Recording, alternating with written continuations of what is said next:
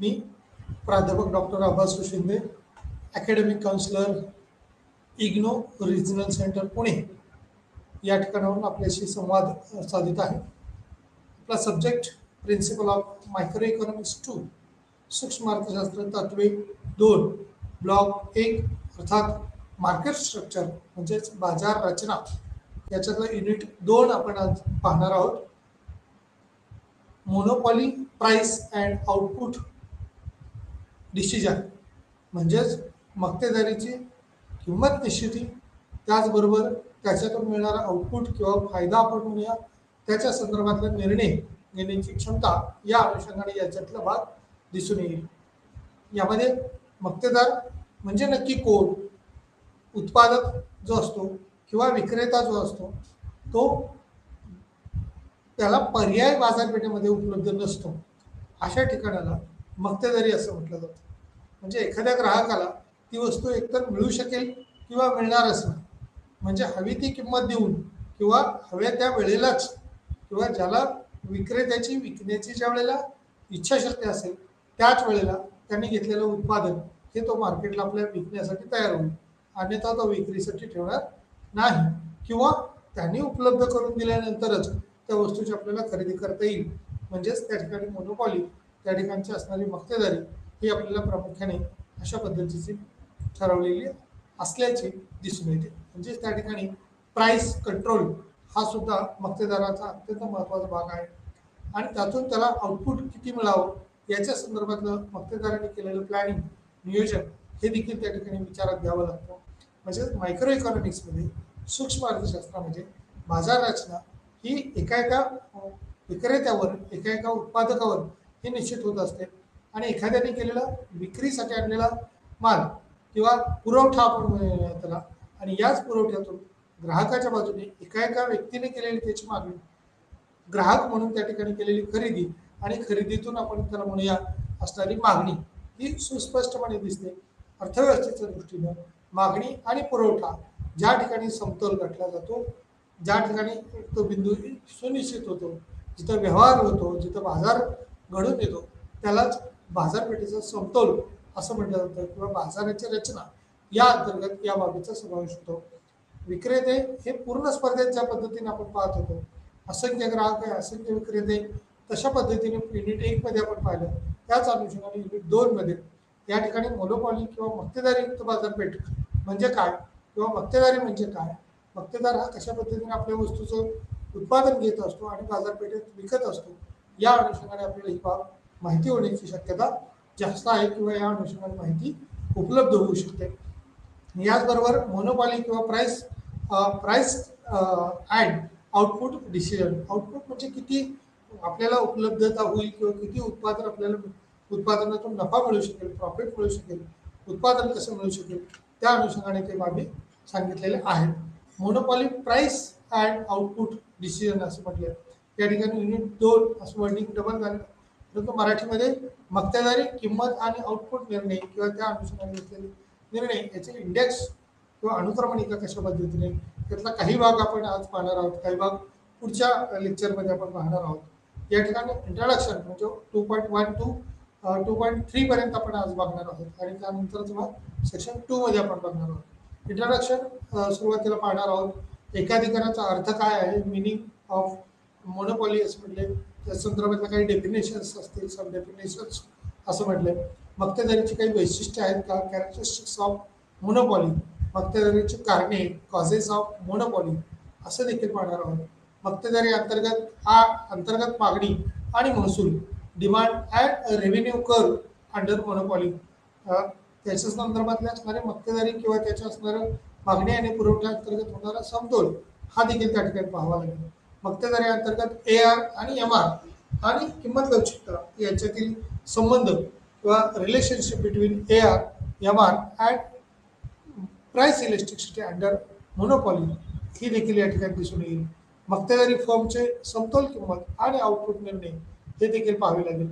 Equilibrium of monopoly firm किंवा price and output decision जे आहे ते कशा पद्धतीने आहे, किती आहे ते निश्चितपणे आपल्याला समजेल. मक्तेदारी फर्मच्या समतोल किंमत आणि आउटपुट निर्णय कोणत्या पद्धतीने आहे, किती आहे ते आपल्याला दिसून येईल. येण्याची आवश्यकता आहे. त्याचबरोबर total revenue and total cost approach किंवा त्याचा असणारा दृष्टिकोन तो कशा पद्धतीने आहे, एकूण महसूल आणि त्याच्या एकूण खर्चाची तरतूद म्हणजे सरकारकडं कोणत्या बाजूने येणारं उत्पन्न आहे किंवा उत्पन्नाची तरतूद रेव्हेन्यू कशा पद्धतीने मिळतोय आणि तो एक्सपेंडिचरच्या अनुषंगाने किंवा खर्चाच्या बाजूने पुन्हा तो कशा पद्धतीने निश्चित केला जातो, वेगवेगळे घटक त्याच्यात कसे अंतर्गत असतात ते त्या ठिकाणी पाहिले जातील. म्हणजेच सीमांत आणि सीमांत खर्चाबरोबरच सीमांत महसूल आणि त्या संदर्भात असणाऱ्या बाबी आपल्याला पाहाव्या लागतील. सीमांत महसूल आणि सीमांत खर्चाचा दृष्टिकोन जो आहे तो मार्जिनल रेव्हेन्यू आणि मार्जिनल कॉस्ट अप्रोच मधल्या त्या ठिकाणी मक्तेदारी अंतर्गत असणारे दीर्घकालीन समतोल किंवा long run equilibrium under monopoly किंवा दीर्घ कालावधीतला असणारी मक्तेदारी कशा पद्धतीने आहे त्याच अनुषंगाने काही बाबी या महत्त्वपूर्ण आहेत. मोनोपॉली प्राइस अँड आउटपुट किंवा मक्तेदारी किंमत आणि आउटपुट निर्णय जो आहे तो कसा घेता येऊ शकतो किंवा त्या अनुषंगाने कसे बदल करता येतील ते पाहणं अगत्याचं ठरू शकेल. लॉंग रन इक्विलिब्रियम अंडर मोनोपॉलीमधले दीर्घकालीन किंमत जी आहे ती कशा पद्धतीने आहे. परिपूर्ण स्पर्धेसह मक्तेदारीची तुलना किंवा comparison of monopoly with perfect competition. त्याचबरोबर मक्तेदारी अंतर्गत असणारी कार्यक्षमता आणि डेड वेट कमी करणं किंवा त्या अनुषंगाने efficiency and dead weight loss under monopoly किंवा त्या ठिकाणी असणारी जी काही मक्तेदारीची स्थिती आहे त्याच्यावर कशा पद्धतीने प्रभाव आहे किंवा काय परिणाम होऊ शकतो तो त्या ठिकाणी जाणवेल. मक्तेदारी अंतर्गत कार्यक्षमता ही कशा पद्धतीने ठेवता येईल, किती ठेवता येईल ते पाहणं महत्त्वाचं ठरेल. मक्तेदारी अंतर्गत किंमत भेदभाव याचा प्रकार आणि त्या अनुषंगाने असणारी बाबी त्या पाहिल्या जातील. टाइप्स ऑफ प्राइस डिस्क्रिमिनेशन जे आहे ते कशा पद्धतीने किंवा किती प्रकारची किंमत भेद मक्तेदारी असू शकते त्या अनुषंगाने सुद्धा बाबी महत्त्वाच्या ठरतील. किमती भेदभावाचे अंश किंवा त्या ठिकाणी डिग्रीज ऑफ प्राइस डिस्क्रिमिनेशन. सार्वजनिक मक्तेदारीमध्ये किंमत किंवा price in public monopoly marginal cost pricing जे आहे किरकोळ किमतीची किंवा किरकोळ किमतीची असणारी एकूण सरासरी स्थिती कशा पद्धतीने आहे, ॲव्हरेज प्राइस कशा पद्धतीने आहे, मार्कअप किंवा त्या ठिकाणी एंड ऑफ प्राइस त्या ठिकाणी रिमार्केबल प्राइस आपण म्हणूया, नोंद घेण्यासारखीची किंमत असते बाजारपेठेतली ती किंवा आपण असंही म्हणू शकतो की बाजारभाव कशा पद्धतीने आहे, बाजारपेठेची स्थिती कशी आहे त्या संदर्भातली माहिती या सर्व बाबीवरून मिळणार आहे. आणि त्यामुळे ॲव्हरेज प्राइस किंवा समतोल बिंदू गाठताना मोनोपॉलिस्टिक कॉम्पिटिशनमध्ये मक्तेदार हा त्या बाजारपेठेतला त्याच्या स्वइच्छेने त्या ठिकाणी म्हणजे जसं की आपण पूर्ण स्पर्धेमध्ये पाहत होतो असंख्य ग्राहक आहेत, असंख्य विक्रेते आहेत, त्यांच्या पद्धतीने त्या ठिकाणी जे काही एंट्री आणि एक्झिट आहे किंवा मागणी आणि पुरवठा करण्याचं त्या ठिकाणी स्वातंत्र्य जसं होतं, प्राइस हा भाग जरी आपण तिथं महत्त्वाचा असला तरी पण इतरांचा विचार करून इतर कंडिशनचा विचार करून त्या ठिकाणी प्राइसला काहीतरी लेवल ठेवणं हे अपेक्षित असतात. परंतु ॲज अ कम्पॅरिझन अदरच्या पेक्षा आपली प्राइस जास्त असणं किंवा कमी होणं हे दोन्ही शक्य होत नाही. त्यामुळं निश्चितपणे किती प्राइस ठेवावी आणि किती कमी किंवा जास्त असावी या बाबी महत्त्वाच्या ठरतील. एका ठिकाणाचा जो अर्थ आहे त्याच अनुषंगानं त्याची डेफिनेशन किंवा त्याचे कॅरेक्टरिस्टिक्स आपण जे म्हणतोय वैशिष्ट्य म्हणणार आहोत. मक्तेदारीची कारणे जी आहेत अंतर्गत असणारा मक्तेदारी अंतर्गत मागणी आणि महसूल वक्र किंवा मक्तेदारीच्या अंतर्गत AR आणि MR आणि किंमत लवचिकता यांच्यातील संबंध हा मक्तेदारी फर्मचे समतोल किंमत आणि आउटपुट निर्णय या बाबीवर आपल्याला आज माहिती घेणार आहोत. त्या अनुषंगाने आपण कशा पद्धतीचे डिस्कशन यावर करू शकतो. पूर्ण स्पर्धेच्या अंतर्गत असणाऱ्या या बाबी ज्या आहेत त्या कशा पद्धतीने आहेत. इंट्रोडक्टरी पार्टमध्ये आपण जर पाहिलं तर एकाधिकाराचा अर्थ हा किंवा त्यालाच मोनोपॉली असं म्हटलं जातं. मोनो म्हणजेच मोनोपॉली हे दोन वेगवेगळे शब्द आहेत. याच्यातून या संयोगातून मोनो आणि पॉली मधून मोनोपॉली हा शब्द तयार झालेला आहे. मोनो म्हणजे एकल किंवा अस्तित्वात असणारा एक भाग आहे, तो घटक विचारात घेतलेला आहे. आणि पॉली म्हणजे टू कंट्रोल म्हणजे त्याच्यावर नियंत्रण ठेवण्याचा. एकल किंवा एकच वस्तू आहे, एकच त्याचा उत्पादक असेल किंवा असेल, तो एकच निर्माता असल्यामुळे त्याच्या दृष्टीने एकल वस्तू ही बाजारपेठेत तयार झालेली असते. आता ही तयार झालेली वस्तू बाजारपेठेपर्यंत पोहोचवणं न पोहोचवणं ही त्याच्या ज्याच्या नियंत्रणाखाली आहे त्याच्यावरती अवलंबून असते. त्याच्यामुळे निश्चितपणे या नियंत्रित बाबीवरती आपल्याला किंवा त्याच्या विक्रेत्यावरती उत्पादकावरती कोणत्याही प्रकारचं बंधन किंवा आपण म्हणूया बाजारपेठेत पर्यायच नसतो. त्यामुळे पर्याय नसल्यामुळं आपल्याला केवळ त्याच्याच अंतर्गत किंवा त्याच्यावरती केंद्रीभूत आपल्याला राहावं लागतं. निश्चितपणे त्याच्यामुळं एकूण होणारी मागणी, एकूण होणारा पुरवठा हा कशा पद्धतीचा असू शकतो, किती असू शकतो, तो आपल्याला अर्थव्यवस्थेच्या दृष्टीने अत्यंत महत्त्वाचा असतो. कारण बाजारपेठेत जर पर्यायी वस्तू उपलब्ध नसेल तर हवी ती किंमत त्या ठिकाणी ठेवली जाते. जसं की कोविड पॅन्डेमिकच्या काळात आपण पाहिलं, कोविशिल्ड नावाचं व्हॅक्सिन ज्यावेळेला बाजारपेठेत आलं, काही लोक तर अगदी विनोदाने असं म्हणायला लागले होते की अगदी एखाद्याने जर लस म्हणून त्या ठिकाणी पाणी जरी औषधामध्ये दिलं किंवा अशा पद्धतीची लस दिली तर त्यालाही लाखो लोक घ्यायला तयार होतील. कारण कोविड हा भयानक स्वरूपाचा आजार किंवा एक व्हायरस आपण म्हणूया जो निर्माण झाला होता, त्याच्यामुळं लाखो लोक आपली मृत्यूमुखी देखील पडत होती आणि तो वेगाने हा स्प्रेड होत होता किंवा वाढत होता. आणि या वाढत्या स्पीडला नियंत्रित करण्याच्या दृष्टीने देखील नियंत्रणासाठी त्याच्यावरचं व्हॅक्सिन येणं गरजेचं होतं. आणि एक विशिष्ट प्रकारच्या कंपन्या ज्यावेळेला याचं प्रोडक्शन करत असतील आणि गव्हर्नमेंटकडून त्याला मंजुऱ्या घेत होते, त्यावेळेला या गव्हर्नमेंटकडून मंजुऱ्या घेत असताना त्याची प्राइस ही सुद्धा टॅग केली जात होती किंवा त्या प्राइसचा विचार केला जातो. आणि त्या प्राइसला मुबलक स्वरूपाची प्राइस असेल तर ते सर्वसामान्यांना उपलब्ध होणार नाही. मग गव्हर्नमेंट त्याच्यात अधिकचा काही फंड देऊ शकतं का, तरच ती कोविशिल्ड किंवा व्हॅक्सिन जे आहे ते मार्केटला आणता येऊ शकते. म्हणजे अशा पद्धतीची व्हॅक्सिन हे मार्केटमध्ये येणं, त्या वेळेला त्याची प्रतिकारक क्षमता आपली वाढवणं, त्याच्यावरचं रिसर्च खरं तर त्याच्या अगोदर होणं आणि या रिसर्चच्याच अनुषंगाने वेगवेगळ्या बाबीवरती प्रकाश टाकणं हे महत्त्वाचं होतं. तर त्याच मक्तेदारीच्या अनुषंगाने किंवा बाजारातली एकूण परिस्थितीचा संदर्भ ज्यावेळेला आपण विचारात घेतो त्यावेळेला वस्तूचा एकच विक्रेता असतो. त्याचबरोबर मोनोपॉली हा शब्द देखील त्याच्या अनुषंगाने किंवा मोनो म्हणजे एकल वस्तू किंवा त्याला बाजारात पर्याय नसणारी वस्तू निर्मिती करणं आणि त्या संदर्भातील विक्री व्यवस्थेचं नियोजन करणं हे महत्त्वाचं ठरू शकतं. आता या वस्तूच्या नियोजनाच्या अनुषंगाने त्यावरती जर सरकारी फंडिंग मिळालं तरी उत्पादकाला जर पर्याय जोपर्यंत बाजारपेठेत नाही तोपर्यंत त्या उत्पादनासाठी आकारली जाणारी किंमत ही तीच असू शकते. त्या किमतीमध्ये कुणालाही हस्तक्षेप करता येत नाही किंवा तशा पद्धतीचे बदल हे देखील करता येत नाही. कारण उत्पादक जर बाजारपेठेत पर्यायी स्पर्धक निर्माण झाला आणि त्या स्पर्धकातून जर किंमत कमी किंवा जास्त ठेवली गेली तर त्याचा निश्चितपणे फायदा होऊ शकतो. त्यामुळं मोनोपॉली हा शब्द जो आहे तो मोनो आणि पॉली या दोन शब्दाच्या संयोगातून तयार झाला आहे. मोनो म्हणजे एकल अस्तित्व असलेली किंवा पॉली टू कंट्रोल अशा प्रकारची मक्तेदारी म्हणजेच कंट्रोल अशा प्रकारे मक्तेदारीमधील बाजारातील परिस्थितीचा संदर्भ आहे ज्यामध्ये वस्तूचा एकच विक्रेता आहे किंवा तशा पद्धतीचा वस्तू उत्पादनाच्या अनुषंगाने त्याचा भाग हा विचारात घेतला जाऊ शकतो. त्यामुळे एकाधिकाराचा अर्थ मोनोपॉली हा शब्द मोनो आणि त्याच्या संदर्भातला असणारा अधिकृतरित्या असणारा मक्ता तो कोणाकडे आहे कशा पद्धतीचा आहे त्यावरून ती बाब निश्चितपणे समजू शकते किंवा माहिती होऊ शकते. शुद्ध मक्तेदारी किंवा बाजाराच्या परिस्थितीद्वारे दर्शवली जाते ज्यामध्ये उत्पादनाचा एकच विक्रेता आहे ज्यासाठी कोणतेही पर्याय नाही. एक किंवा एकल विक्रेता अप्रभावित आहे आणि अर्थव्यवस्थेत विकल्या जाणाऱ्या इतर उत्पादनाच्या किमती आणि आउटपुटवर परिणाम करत नाही. त्यामुळे या अनुषंगाने बिल्स नावाच्या या व्यक्तीनं अशा पद्धतीची व्याख्या केलेली आहे. त्या व्याख्येच्या आधारावरती सुद्धा या ठिकाणी निश्चितपणे आपल्याला सुस्पष्ट दिसून येते.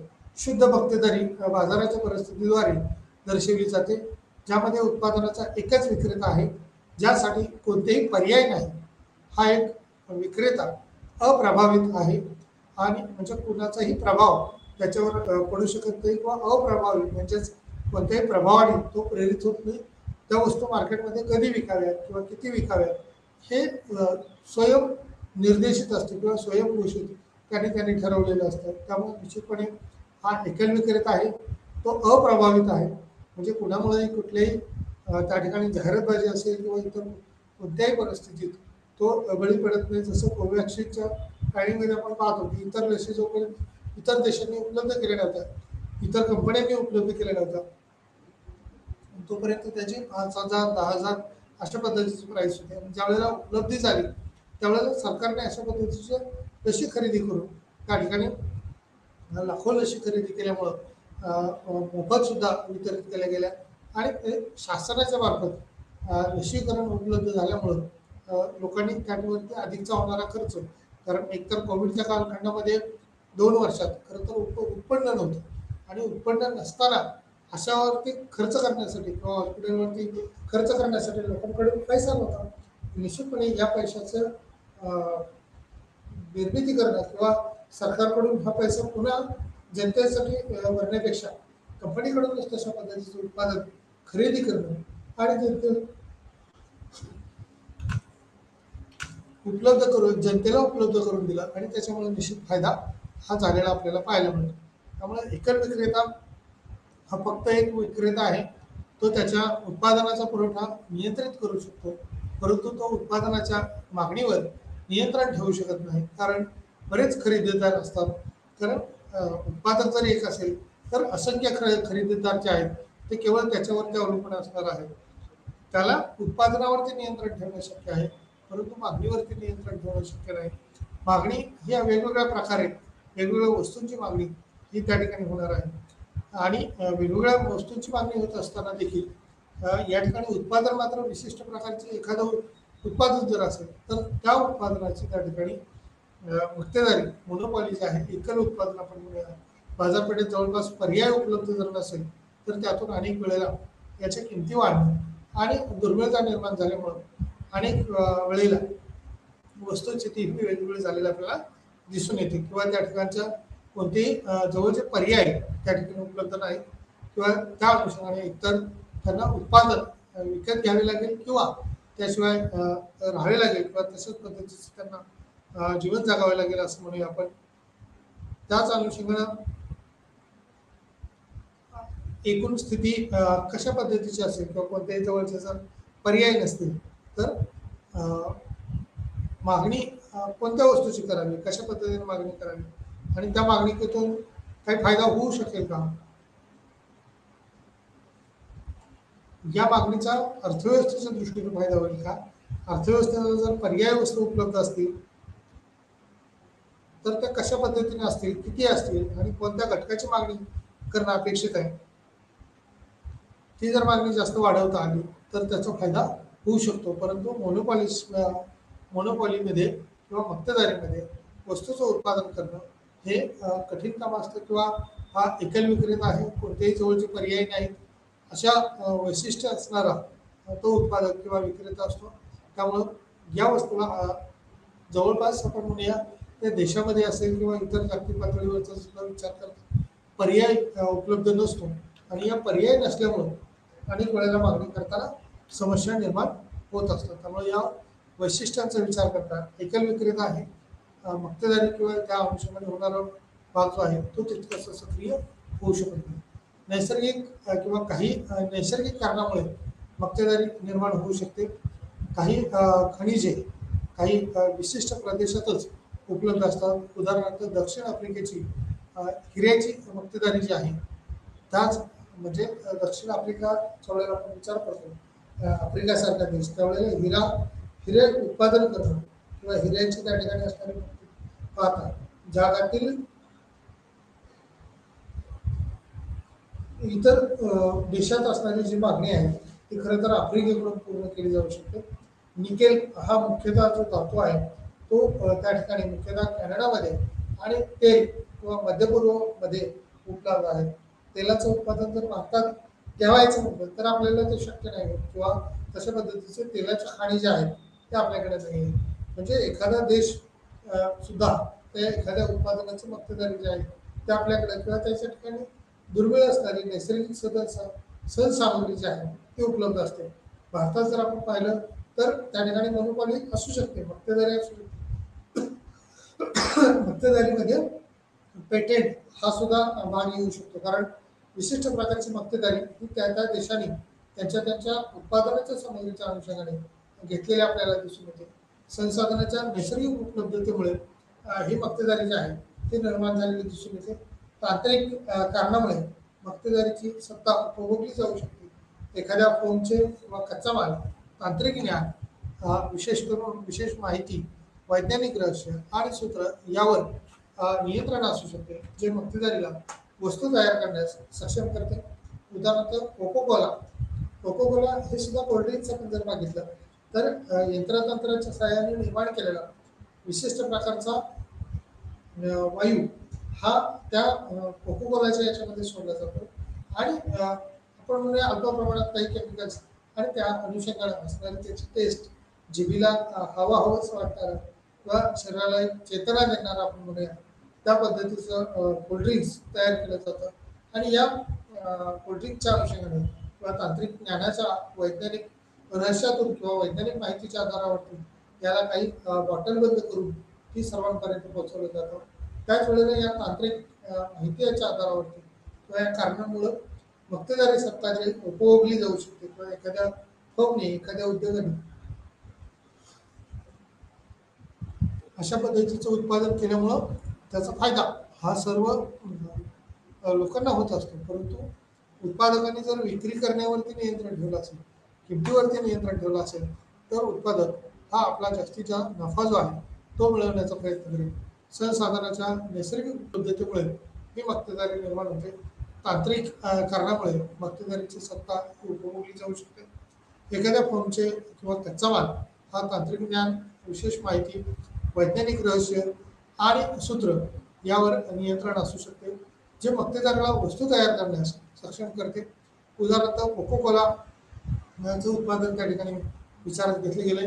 नैसर्गिक किंवा त्या अनुषंगाने होणारी मक्तेदारी मानवनिर्मित असेल किंवा मॅनमेडच्या अनुषंगाने असेल, नैसर्गिक किंवा आपण म्हणूया साधन सामग्रीच्या अनुषंगाने भारतात जर विपुल स्वरूपात किंवा कोणत्याही देशामध्ये आपली विपुल साधन सामग्री जी असते त्याच्यावर त्या देशाचा विशिष्ट प्रकारचा मक्ता हा निश्चितपणे असतो.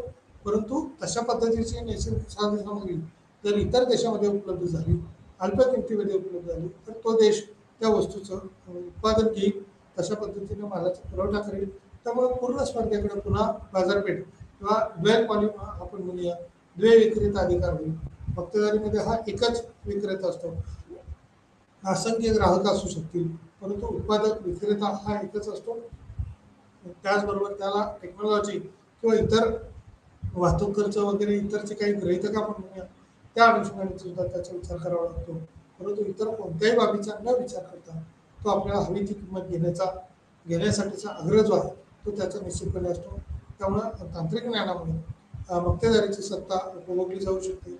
एखाद्या फर्मचे किंवा कच्चा माल हा तांत्रिक ज्ञान किंवा विशिष्ट माहिती, वैज्ञानिक रहस्य आणि सूत्र यावर नियंत्रण असू शकते, जे मक्तेदारीला वस्तू तयार करण्यास ती सक्षम करते किंवा त्या अनुषंगाने त्याची माहिती घेऊ शकते. मक्तेदारी उत्पादकाद्वारे पेटंट अधिकार, कॉर्पोरेट आणि ट्रेडमार्क मक्तेदारी प्राप्त केली जाते. याला कायदेशीर मक्तेदारी असं म्हटलं जातं. उत्पादकाद्वारे पेटंट अधिकार किंवा कॉपीराईट आणि ट्रेडमार्कद्वारे मक्तेदारी प्राप्त केली जाते. त्याच अनुषंगाने या मक्तेदारीत किंवा मक्तेदारीच्या अनुषंगाने भांडवलाची मोठी रक्कम, काही वस्तूच्या निर्मितीसाठी मोठ्या प्रमाणावर भांडवल किंवा भांडवलाची एकूण असणारी स्थिती, भांडवलाची क्षमता जी आहे ती कशी वाढू शकते त्या अनुषंगाने देखील बाबी पाहिल्या जातात किंवा तशी माहिती ही घेण्याचा त्या ठिकाणचा प्रयत्न हा निश्चितपणे असतो. एवढ्या मोठ्या प्रमाणावरती भांडवल गुंतवणे सर्व ठिकाणी सरकार आपण म्हणूया किंवा खाजगी व्यक्तीला शक्य नसल्याने सर्वच कंपन्या क्षेत्रात येऊ शकतात किंवा काही वेळेला येऊ शकत नाहीत. त्याच वेळेला खरं तर एखाद्याच विशिष्ट व्यक्तीला किंवा संस्थेला तशा पद्धतीची माहिती मिळू शकते किंवा त्या अनुषंगाने भांडवल गुंतवणे परवडत नसल्याने सर्वच कंपन्या या मक्तेदारी करू शकत नाहीत. त्यामुळे मक्तेदारी ही वाढू शकते किंवा मक्तेदारीची मक्तेदारीयुक्त स्पर्धा आपण म्हणूया ती वाढलेली दिसते. उदाहरणार्थ लोहा आणि पोलाद उद्योग, रेल्वे या उद्योगामध्ये अनेक देश हे अग्रेसर झालेले आहेत किंवा पुढे सरसावलेले दिसतात, त्याच्यामुळे त्याचे फायदे जे आहेत ते आपल्याला जाणवतात. लोह आणि पोलाद उद्योगामध्ये रेल्वे आणि इतर उत्पादनं या अनुषंगाने देखील कार्य करत असल्याचे दिसून येतात. त्यामुळे मक्तेदारी वाढू शकते. उदाहरणार्थ लोह पोलाद उद्योग हे उत्पादन आहे ते कार्य करत असतात. राज्य किंवा काही वस्तूचे उत्पादन आणि विक्री करण्याचा एकमात्र अधिकार हा सरकारला असेल. त्या राज्याची मक्तेदारी आहे. उदाहरणार्थ भारतात वीज, रेल्वे, पाणी पुरवठा यासारख्या सार्वजनिक सुविधा आहेत. त्या सुविधा ह्या कशा पद्धतीने होतील, उपलब्ध होतील आणि त्या उपलब्ध सुविधेच्या आधारावरती त्याचं उत्पादन करता येऊ शकते किंवा त्या अनुषंगाने माहिती ही घेता येऊ शकते. त्यामुळे भांडवलाची मोठी रक्कम काही वस्तूंच्या निर्मितीसाठी मोठ्या प्रमाणावर भांडवल किंवा भांडवलाची एकूण करावी लागणारी स्थिती ही एवढ्या मोठ्या प्रमाणात भांडवल उद्योगे परवडत नसल्याने सर्वच कंपन्या या क्षेत्रात येऊ शकत नाहीत.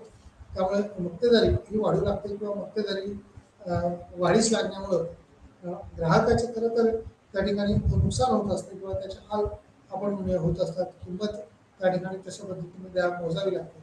काही वस्तूचे उत्पादन आणि विक्री करण्याचा एकमात्र अधिकार हा सरकारला असेल. त्या राज्याची मक्तेदारी ही सरकारकडे असते किंवा काही विशिष्ट वस्तू ज्या आहेत त्यामध्ये मग या ठिकाणी म्हटले तसं पद्धतीनं भारतात वीज उत्पादन हे कोणत्याही, जसं की आपण सोलर वीज निर्मिती करू शकतो, पण जी मोठ्या पद्धतीचे युनिट असतात किंवा विजेचे विक्री करणं वगैरे हे सरकारच्या अधिपत्याखाली किंवा सरकारलाच तशा पद्धतीचा अधिकार आहे. प्रायव्हेट एखादी व्यक्ती, संस्था तशा पद्धतीचं करू शकत नाही. सहकारी साखर कारखान्याला अर्थात आता डिस्टिलरी प्लॅन्टच्या माध्यमातून त्या ठिकाणी काही प्रमाणात परवानगी दिलेली आहे, परंतु त्याची अधिकृत मान्यता त्या ठिकाणी सोसायटीला तशा पद्धतीने वीज विक्री करण्यासाठी दिलेली आहे.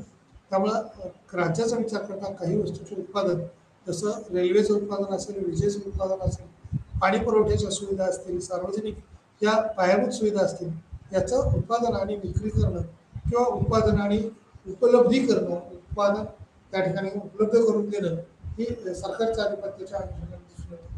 त्यामुळे भांडवलाची मोठी रक्कम किंवा काही वस्तूच्या निर्मितीसाठी मोठ्या प्रमाणावर भांडवल किंवा भांडवलाची एकूण असणारी स्थिती ही त्या ठिकाणी दिसून येईल. भांडवल गुंतवणे परवडत नसल्याने त्या ठिकाणी सर्वच कंपन्या या क्षेत्रात येऊ शकतात किंवा येऊ शकत नाहीत. त्यामुळे मक्तेदारी वाढू शकते. उदाहरणार्थ लोह आणि पोलाद उद्योग, रेल्वे इत्यादीच्या अनुषंगाने देखील आपल्याला त्यामध्ये महत्त्वाचे ठरते. राज्य काही वस्तूचे उत्पादन आणि विक्री करण्याचा एकमात्र अधिकार हा सरकारला असेल. सरकार त्याच वस्तूचे उत्पादन करेल ज्याची गरज ही सर्वसामान्यांना किंवा ज्याची गरज आपण म्हणूया पॉप्युलेशन, मॅक्झिमम पॉप्युलेशन असेल, मोठा क्राऊड असेल, त्या ठिकाणी सरकार आपलं इन्व्हेस्टमेंट करेल, त्याचं उत्पादन करेल किंवा त्या उत्पादनावरचं नियंत्रण ठेवेल आणि दीर्घकाळात सर्वांना ही वस्तू कशी उपलब्ध राहील याच्यावरती नक्कीच प्रयत्न करू शकतात. त्यामुळे काही वस्तूचे उत्पादन आणि विक्री करण्याचा एकमात्र अधिकार हा सरकारला असेल. त्या राज्याची मक्तेदारी आहे. उदाहरणार्थ भारतात वीज, रेल्वे, पाणी पुरवठा यासारख्या सार्वजनिक सुविधा आहेत आणि या सार्वजनिक सुविधावरती कशा पद्धतीने उपलब्ध ठेवता येतील, किती उपलब्ध ठेवतील, त्या अनुषंगाने देखील आपल्याला काही बाबी या निश्चित सांगता येऊ शकतात. परिपूर्ण स्पर्धेचे फायदे आणि तोटे. बाजार अर्थव्यवस्थेसाठी परिपूर्ण स्पर्धा ही एक आदर्श चौकट आहे. अर्थव्यवस्था कशी कार्य करते याचे सोयीस्कर मॉडेल हे तयार केले गेले किंवा त्या अनुषंगाने मक्तेदारी अंतर्गत मागणी आणि महसूल वक्र. त्या ठिकाणी अंतर्गत वक्र आणि महसूल वक्र कशा पद्धतीने असू शकतो किंवा मक्तेदारीचा परिणाम, त्याचा प्रभाव हा कशा पद्धतीने असू शकतो. त्याच अनुषंगाने यातली मक्तेदारीची असणारी स्थिती किंवा महसुलीच्या अनुषंगाने कसं उत्पादन मिळू शकतं, उत्पादन निर्मिती करता येऊ शकतं, त्या अनुषंगाने काही डायग्राम या ठिकाणी दिलेल्या आहेत. Demand curve, monopolistic slow down आणि त्याचबरोबर marginal and average revenue curve under monopoly किंवा मक्तेदारी अंतर्गत असणारी ह्या काही बाबी ज्या आहेत त्या पाहणं गरजेचं ठरेल. मक्तेदारीचा सामना करणाऱ्या मागणी वक्राचे स्वरूप समजावून घेणे महत्त्वाचे आहे. परिपूर्ण स्पर्धेच्या अंतर्गत औद्योगिक कंपनीला सामोरी जाणारी मागणी वक्र ही एक सैद्धांतिक सरळ रेषा आहे, परंतु परिपूर्ण स्पर्धेच्या किंवा पूर्ण स्पर्धेच्या अंतर्गत संपूर्ण उद्योगाला त्या ठिकाणी सामोरे जाणारी मागणी वक्र हा नंतर घसरत गेलेला दिसतो किंवा सुरुवातीला असणारी मागणी ही कालांतराने कमी होते. अर्थव्यवस्थेतील कोणत्याही वस्तूची मागणी ही दीर्घ कालावधीमध्ये ती घटत जात असते किंवा कमी कमी होत जाते आणि शेवटी घटलेली असते. मार्जिनलच्या ठिकाणचा वक्र जो दाखवलेला आहे MR वक्र, तो घटलेल्या अवस्थेमध्ये किंवा मायनस स्टेजला गेलेला आहे. म्हणजे कोणत्याही वस्तूचं असणारं कुतूहल किंवा त्याची असणारी मागणी ही विशिष्ट काळासाठी असते, विशिष्ट काळाच्या दरम्यान असते.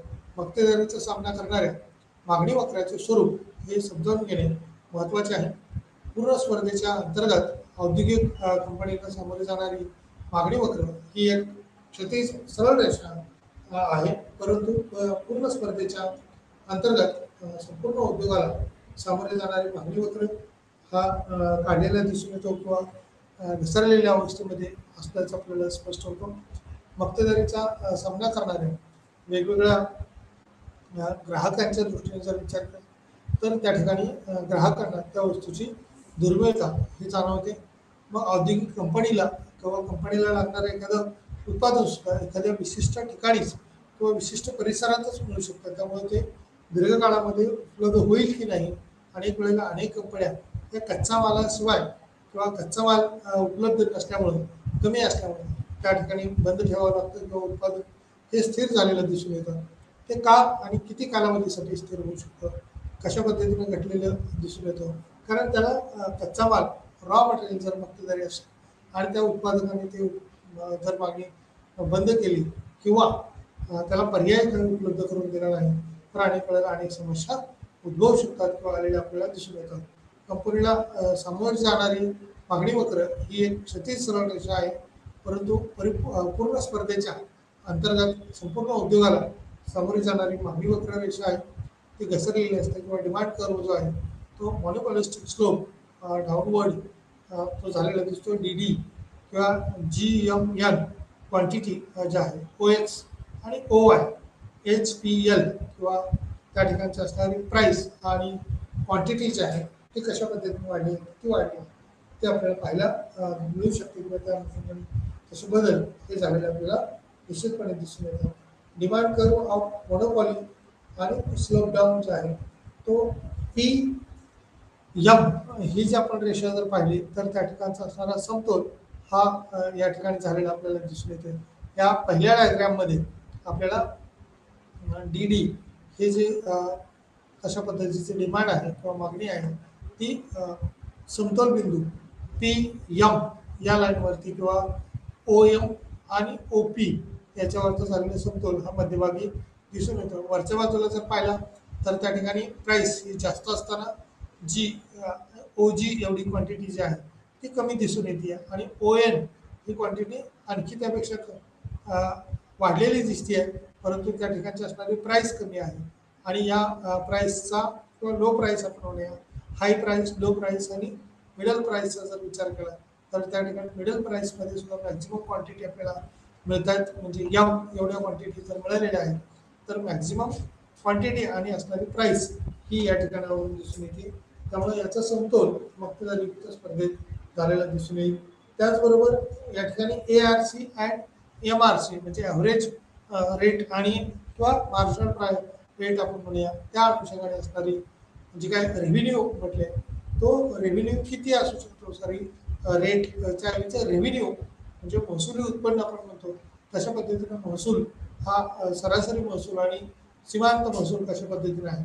तर या ठिकाणी सरासरी आणि सीमांत महसूलमध्ये मिळणारी क्वांटिटी ज्या वेळेला आपण विचारात घेतो तो OK आणि KP किंवा OM एवढी क्वांटिटी आपण खरेदी करत असताना KP एवढी प्राइस त्या ठिकाणी द्यावी लागते. म्हणजेच AR जर विचार केला, ॲव्हरेज रेव्हेन्यू जर विचार केला तर तो डावीकडून उजवीकडे खाली उतरत आलेला दिसून येतोय. आणि मार्जिनलचा ज्यावेळेला विचार करतो त्यावेळेला सीमांत हा घटलेला दिसून येतो किंवा मायनसमध्ये गेलेला आपण म्हणूया. तो जो वक्र आहे तो Y पासून किंवा OY अक्षावरून सुरू झालेला तो OX अक्षराला छेदून खालच्या बाजूला गेलेलं दिसून येते, किंवा या ठिकाणची रेषा जी आहे ती MR लाईन खाली गेलेली दिसते आणि AR लाईन जी आहे ती वरती आहे. त्याचबरोबर म्हणजे मक्तेदारी स्पर्धेमध्ये या बाबीचा आपण जर विचार केला तर मार्जिनल रेव्हेन्यू असेल किंवा ॲव्हरेज रेव्हेन्यू असेल, तो कर्व जो आहे तो अंडर मोनोपॉली किंवा मक्तेदारीच्या अंतर्गत तो येऊ शकतो. Demand curve of monopolistic slope down आहे किंवा अप आहे, तो आपल्याला बघावा लागेल. मक्तेदारीचा सामना करणाऱ्या मागणी वक्राचे स्वरूप हे समजून घेणे महत्त्वाचे आहे.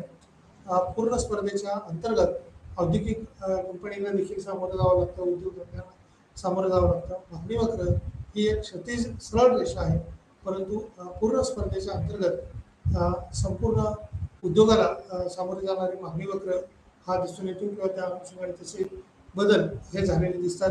डिमांड कर्व जो आहे तो कशा पद्धतीने आहे किंवा किती स्लोप दाखवू शकतो, त्या अनुषंगाने काही टेबल आपण जर या ठिकाणी विचारात घेतला तर या total revenue, cost and profit for price taking rules, त्या ठिकाणी प्रोड्युसर होम एक उद्योग संस्था किंवा उद्योगधंदा त्या ठिकाणी विचारात घेतलेला आहे. टेकिंग प्राइस टेकिंग रूल्स त्या ठिकाणी unit in thousands and value in जी काही संख्या दिलेल्या आहेत ती हजारामध्ये दिलेली आहे. त्या 000 सुरुवातीला कोणतेही प्रोडक्शन नसतं, कोणत्याही वस्तूवरती मोनोपॉलिशी नाही आहे अशी स्थिती दिसून येते. आणि क्वांटिटीमध्ये 60 किंवा TR त्या ठिकाणी टोटल रेव्हेन्यू जो आहे तो टोटल रेव्हेन्यू किती आहे त्या क्वांटिटीच्या अनुषंगाने 60 एवढा आहे. TC मध्ये 95 एवढा आहे. त्याचबरोबर प्रॉफिटचा विचार करता 35 एवढं 35,000 एवढा प्रॉफिट त्या ठिकाणी मिळतो. आणि टोटल कॉस्ट जी आहे ती सुद्धा 95,000 रुपये आहे. आणि 95,000 रुपये प्राईस असताना टोटल रेव्हेन्यू 60,000 आहे. त्याचबरोबर 60,000 एवढी क्वांटिटी तयार केलेली आहे. 60,000 क्वांटिटी, 60,000 रुपये रेव्हेन्यू. त्याचबरोबर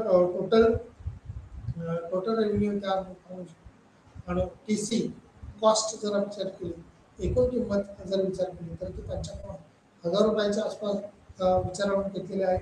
आणि 35,000 एवढा रेव्हेन्यू त्या ठिकाणी क्रिएट झालेला आपल्याला दिसून येतो.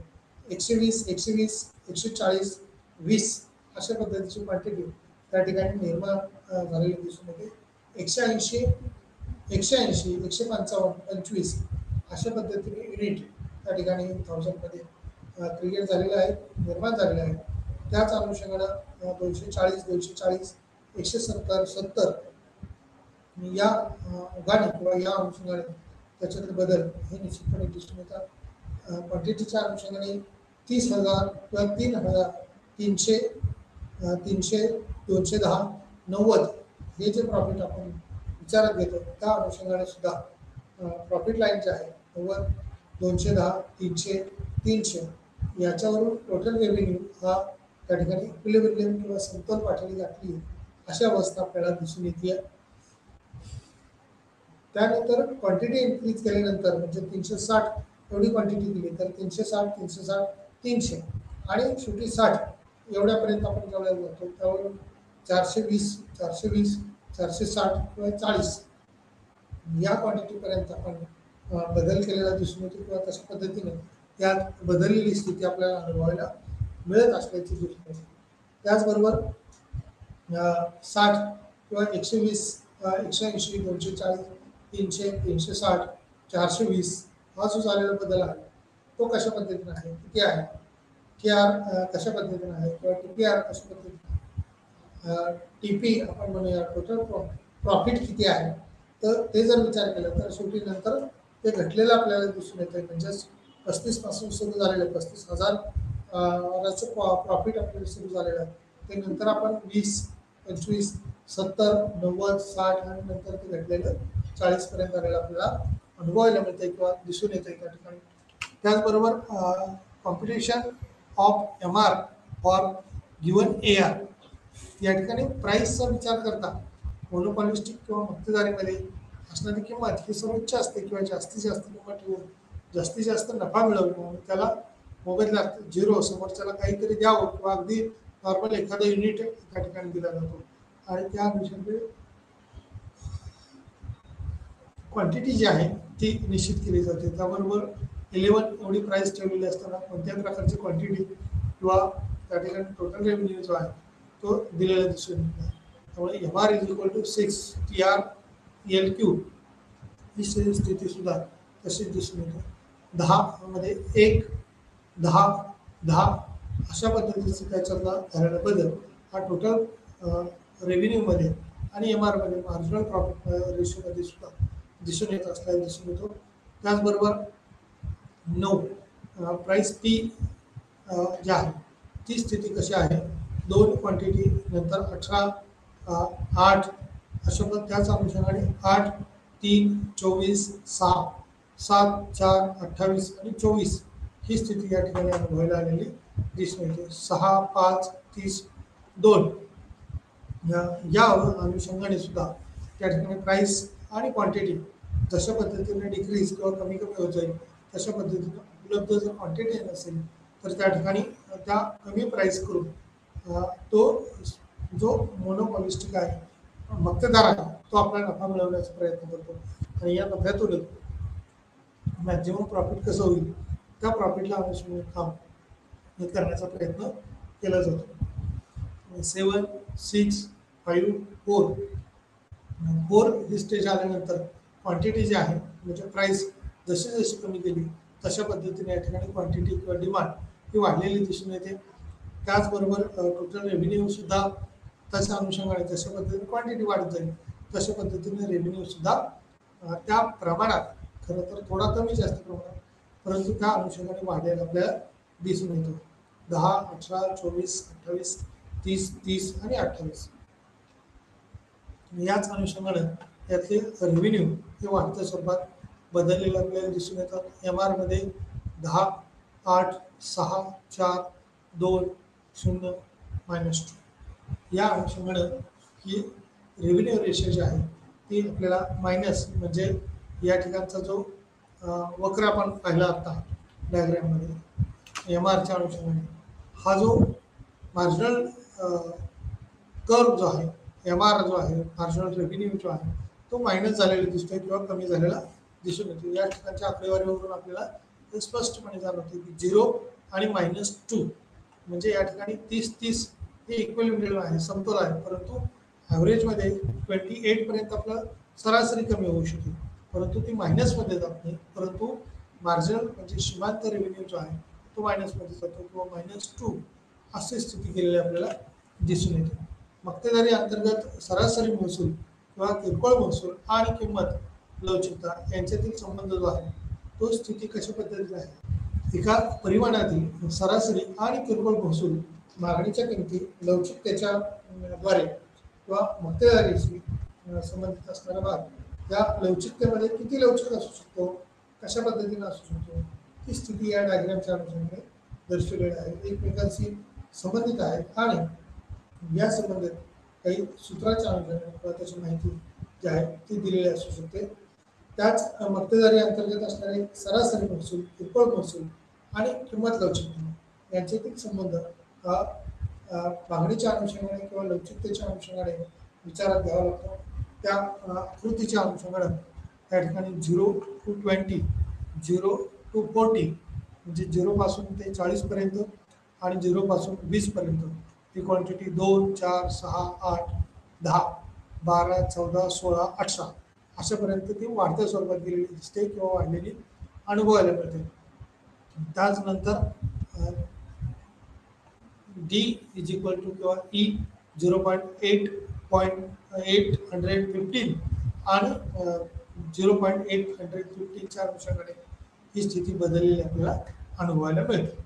या आता याच्यातला अगदी महत्त्वाचा भाग किंवा लक्ष ठेवण्यासारखा भाग कोणता असेल त्या अनुषंगाने आपण थोडासा विचार करू शकतो किंवा त्यातला डिटेल्स जो आहे तो मक्तेदारीच्या अनुषंगाने एकाधिकाराचा अर्थ काय आहे.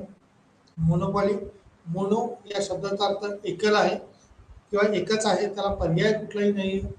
सकल आपण म्हणू शकतो तसं एकत्रित आपण जसं म्हणतो तशा पद्धतीने हा एकल अस्तित्व आहे. आणि पॉली किंवा टू कंट्रोल किंवा त्याला नियंत्रित करणं नियमबद्ध करणं हे आपल्याला अपेक्षित आहे. मोनो आणि पॉली या दोन शब्दाच्या संयोगातून मोनोपॉली हा शब्द तयार झाला मोनोपॉली म्हणजेच मक्तेदारी, आणि याच मक्तेदारीच्या आधारावरती मक्तेदारीयुक्त स्पर्धा आपल्याला पुढच्या याच्यामध्ये बघायचं आहे।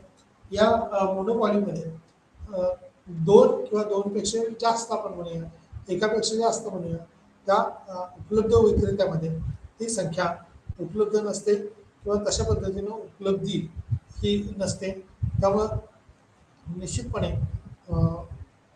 मोनोपॉलीमध्ये कोणत्या भागावरती जास्त फोकस केला जाईल, त्यातील प्रमुख भाग कोणत्या अनुषंगाने असू शकतील, कशा पद्धतीनं त्याच्यावर प्रभाव पडू शकतो, या बाजार यंत्रणेच्या स्थिती आहेत किंवा विक्रेत्याच्या मनातली असणारी स्थिती किंवा त्याची इच्छाशक्ती म्हणून, ती इच्छाशक्ती जर असेल तर आपल्याकडचं उत्पादन हे आहे ते जास्ती प्रमाणात विक्रीसाठी आणलं जाईल। पण उत्पादनासाठी विक्रीसाठी असणारी स्थिती जर त्याच्या दृष्टीनं लॉंग टाईम बेनिफिट घ्यावायचं असेल, म्हणजे आपण काही वेळेला पाहतो की एखाद्या ठिकाणचं क्षेत्र जमीन ही विक्रीसाठी तो विक्रेता तयारच नसतो, म्हणजे त्याला मार्केटमध्ये प्रचंड मागणी असते। एखाद्या विशिष्ट एरियातली जमीन आपण जर पाहिली, लँड जर आपण पाहिली, तर शहराच्या ठिकाणची जमीन लोक सहसा विक्रीसाठी तयार होत नाही, म्हणजे त्या ठिकाणी पण अनेकांकडे पर्याय उपलब्ध जर असेल तर त्या ठिकाणच्या डेव्हलपमेंट तशा पद्धतीनं वाढत जातील। देशाचा विचार करता देशाकडं भारतात आपण पाहतो की रेल्वे उद्योग हा पूर्णपणे भारताच्या किंवा देशाच्या नियंत्रित आहे, तो कोणत्याही प्रायव्हेट एजन्सीला दिलेला नाही। नाहीतर इतर उद्योगधंदे जे आहेत ते प्रायव्हेट एजन्सीकडं आपण खाजगीकरण, उदारीकरण आणि जागतिकीकरणातून अनेक उद्योग हे सरकारकडे असणारे त्याची सुद्धा प्रायव्हेटायझेशन केलेलं दिसतं। दारूकाम किंवा युद्ध सामग्री जी आहे त्याचं उत्पादन देखील प्रायव्हेट कोणत्याही कंपनीला किंवा कोणालाही तशा पद्धतीचे उत्पादन करण्याची परवानगी आज तरी नाही आहे। शस्त्रास्त्र निर्मिती करण्याची परवानगी हे देखील प्रायव्हेट सेक्टरला नाही आहे, त्यामुळं किंवा खाजगी क्षेत्राला नाही आहे, ती केवळ पब्लिक सेक्टर किंवा सरकारी यंत्रसामग्री आहेत किंवा साधन सामग्री आहेत ते सरकारच्या मार्फतच निर्मिती केली जाऊ शकते। या निर्मितीच्या अनुषंगाने एकाधिकार हा विशिष्ट पद्धतीने म्हणजे देशाला असू शकतो, उद्योजकाला असू शकतो, एखाद्या व्यक्तीला असू शकतो, त्या अनुषंगाने तो आपलं उत्पादन घेत असतो। त्यामुळे बाजाराच्या परिस्थितीत दर्शविली जाणारे जे काही उत्पादनाचा एकच विक्रेता आहे, ज्यासाठी कोणतेही पर्याय उपलब्ध नाहीत, हा एकल विक्रेता अप्रभावित आहे। म्हणजे कुठल्याही प्रकारची जाहिरात आपण म्हणूया किंवा नफा अचानक मिळेल असं म्हणूया किंवा त्या उद्योजकाला इतर कुठलेही आमिष त्या ठिकाणी बळी पडू शकत नाही।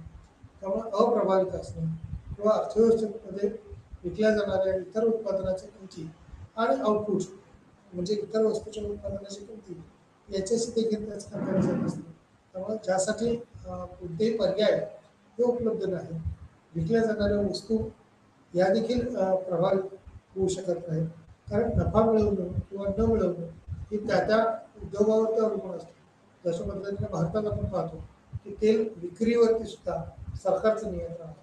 खाजगी व्यक्ती किंवा एखादा पेट्रोल पंप आपण म्हणूया, एखादी पेट्रोलची कंपनी आपण म्हणूया, त्या पद्धतीने भारत पेट्रोल पंप आपण म्हणतो, इंडियन ऑइल, ही जी चालवणारे एजन्सी आहेत किंवा वेगवेगळे आपण चालवणारे व्यक्ती म्हणू शकतो किंवा गॅसच्या संदर्भात असेल, त्याचं उत्पादन आणि विक्री कोणीही कोणत्याही किमतीला करू शकत नाही, त्याला ब्लॅकमेलिंग असं म्हणलं जाऊ शकतं। काळा बाजार त्या ठिकाणी करायला परवानगी नाही। त्यामुळे प्रायव्हेट सेक्टरमध्ये आपण असं म्हणूया की समजा 110 रुपयाने पेट्रोल कुठून विकत घेतलं आणि ते दुसऱ्या ठिकाणी उपलब्ध करून दिलं 125 रुपये, तर त्याला सरकारी परमिशन नाही। म्हणजे मक्तेदार ज्या वेळेला त्याच्या मक्तेदारीतले काही अधिकार स्वतःकडे ठेवलेले असतात, त्याच मक्तेदारीच्या अधिकारातून त्या ठिकाणी असणारी स्थिती ही नियंत्रित केली जाते।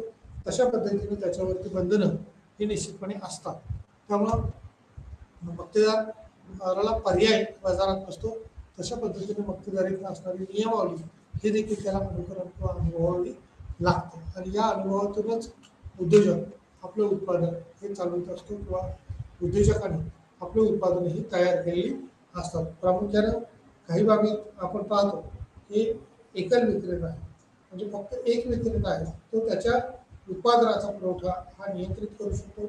नियंत्रित पुरवठा असल्यामुळं त्याला उत्पादनाच्या मागणीवर नियंत्रण असतं त्याचं, किंवा किती मागणी झाली म्हणून तो जास्तीची विक्री करेलच असं नाही, पण मागणी जरी असंख्य असली तरी उत्पादन म्हणजे एखाद्या वेळेला आपण म्हणतो की एखादी वस्तू, समजा दागिन्याचा एखादा प्रकारच, हिरे मोती एखाद्या देशातच त्याची मुबलक उपलब्धी असू शकते, परंतु सर्वच ठिकाणी त्या ठिकाणी उपलब्धता असेलच असं होत नाही. कोणतेही जवळचे पर्याय हे त्या ठिकाणी नसतील.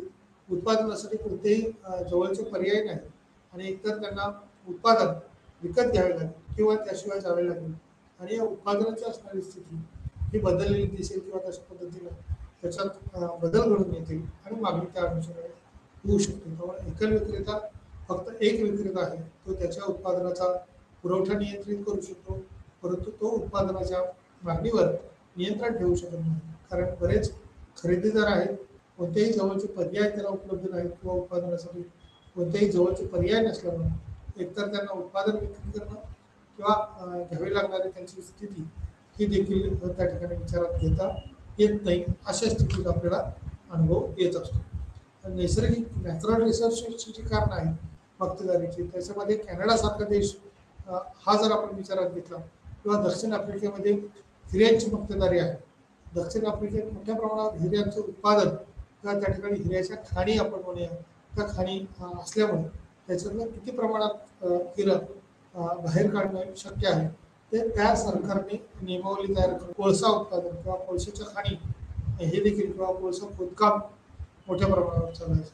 त्याच अनुषंगाने इतर उत्पादनाचं देखील सांगता येऊ शकते. त्याचबरोबर जगातील निकेल हा मुख्यतः कॅनडामध्ये असणारा निकेल हा सुद्धा धातू जो आहे तो कॅनडा देशामध्ये आहे, तेल मध्य पूर्व देशामध्ये आहे आणि इतर काही नैसर्गिक संसाधनं भारतात आपण पाहतो त्यावेळेला मसाल्याची पदार्थाची उत्पादन करतो, परंतु अनेक ठिकाणी आता ही उत्पादनं वाढीस लागलेली आहेत आणि या वाढत्या उत्पादनामुळे त्याचा फायदा हा अनेक ठिकाणी अनेक भागामध्ये होत असल्याचं आपल्याला दिसून येतं. त्यामुळं दक्षिण आफ्रिकेतील किंवा असणारी जी काही हिरेची मक्तेदारी आहे, कॅनडामध्ये निकेल धातूची मक्तेदारी आपण म्हणतो, तसं तांत्रिक एखाद्या फॉर्मचे कच्चा माल, तांत्रिक ज्ञान, विशेषतः माहिती, वैज्ञानिक रहस्य आणि सूत्र यावर नियंत्रण असू शकते, जे मक्तेदारीला वस्तू तयार करण्यास सक्षम करते. उदाहरणार्थ म्हणजे एखादं कोकोकोलाचं उत्पादन ज्या वेळेला आपण पाहतो